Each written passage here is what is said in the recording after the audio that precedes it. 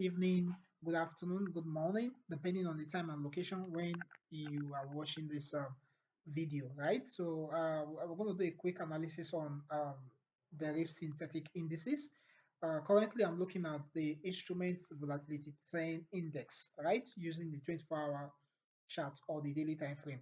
Right now, you can see the market pattern. You can see that the market creates a pattern which is in the bearish order flow, right? You can agree with me that the market is currently in a bearish order flow, though there is a pullback, right? There is a pullback. The market is trying to pull back to a previous support level that was broken or the nearest resistance, right? So I'm going to do a quick analysis on this market. Also, I'm going to be looking at the market.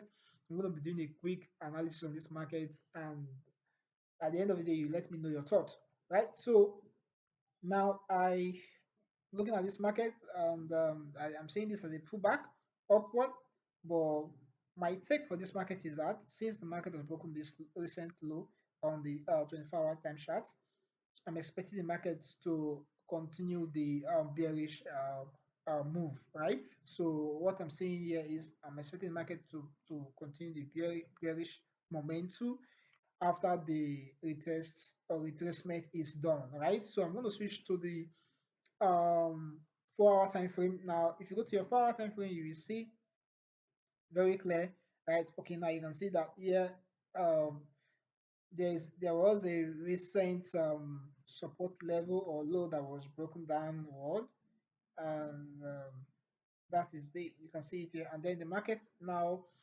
is already on a bullish momentum, and you can see that the market is buying up, is going up. So my take for this market, right, I'm going to be doing my analysis with the 4 hour time frame.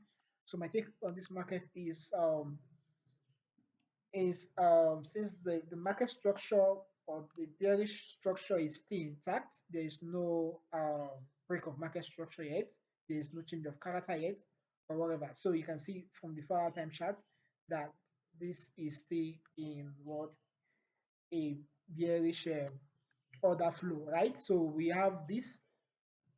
So this is the resistance level. This is the resistance level where my cursor is pointing as the resistance level of this market.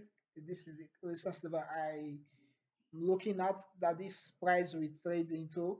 I'm expecting price to trade into this resistance level and then probably sweep liquidity stop losses hanging above here, and before continuing or before going in the initial direction, which is the bearish movement or bearish order flow. So that is what I'm expecting for this market. So a quick one, a quick analysis. I want to do a quick analysis here.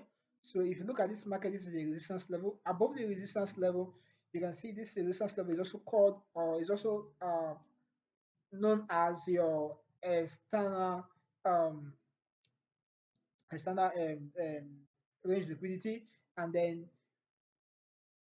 you see that when market breaks this point, if market could break this point, hopefully we're expecting market to get to this point and probably take out all the excess hanging above it, and then so where we market trade into, if market should break this point, I probably create like a fake out or a liquidity grab. So where do we expect the market to trade into before it will begin to sell, before it will begin to come down? So that's what we are looking at. Well, where should we expect this market to trade into before it begins to sell? So we are expecting that the market gets to this resistance level and then clear out all the excess that is hanging around there or above this resistance level here. So where I'm expecting the market to trade into is this the next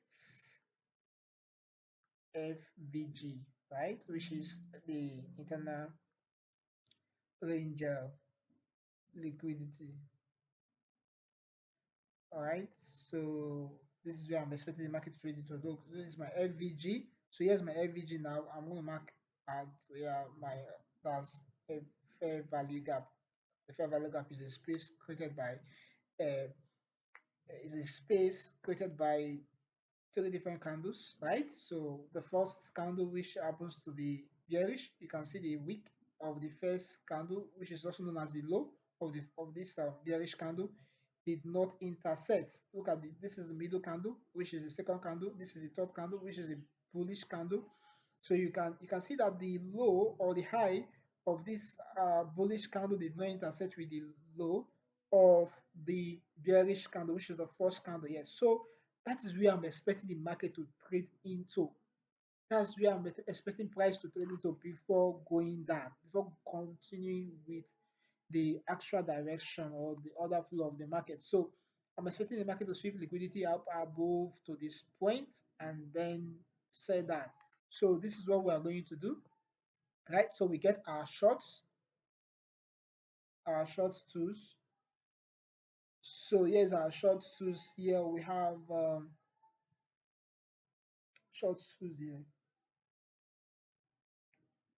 So yes, it's all right. So this is where short tools will be. So here is our entry point for the market.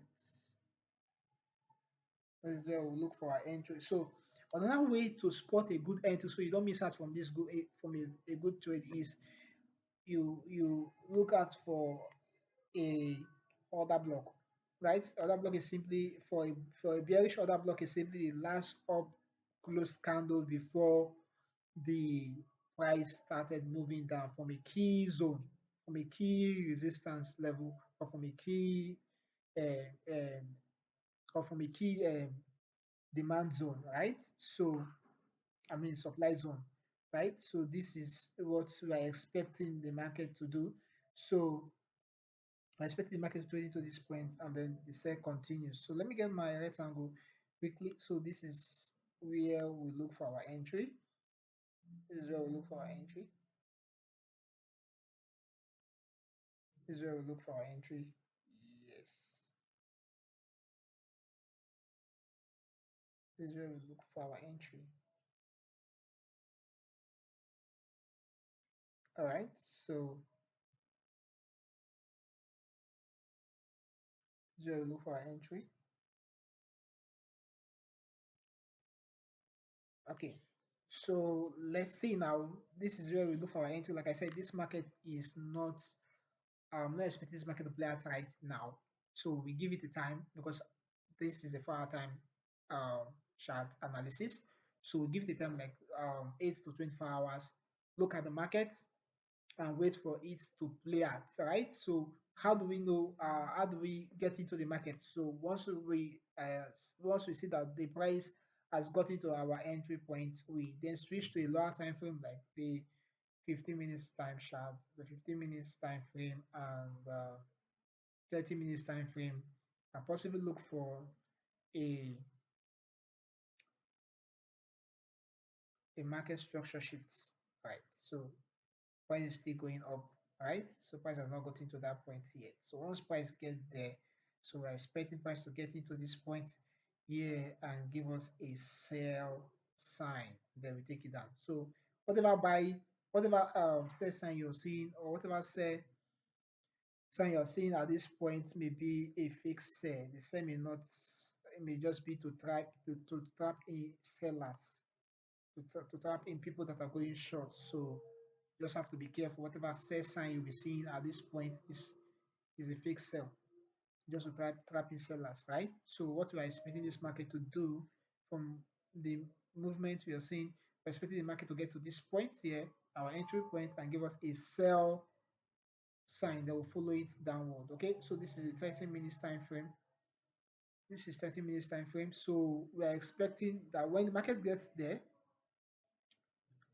we're either expecting a bearish engulfing candle or a change of market structure shift in 5 minutes time frame or probably in 15-minute time frame. All right, so I'll be talking about market structure shifts in my subsequent videos. I'll be talking about market structure shifts. All right, so you wait for such change of pattern. All right, all right, you can see this is bearish, I mean bullish movement in the lower time frame. So you can wait for change of pattern. You can wait for change of trend in your lower time frame, and then before you take it down, or you look out for bearish pattern. You know, there are pattern that indicates that the market is going to sell, right? Like the double top M pattern, and all that. So you look out for bearish pattern, right? And then you sell down, right? So we're expecting the market to sell and continue the the bearish move, right? So this is 4 hour time frame, right? This is 4 hour time frame. You can see this is 4 hour time frame. You can see how clear the chart looks. So we're expecting price to sell down. Once it gets to this point, we're expecting the market to sell down, right? So I'll let me increase this a little bit. Okay,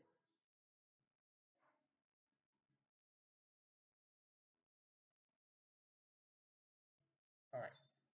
So simple market is a ratio. Our risk reward ratio is 1 to 4, right? You are risking $1 to gain $4.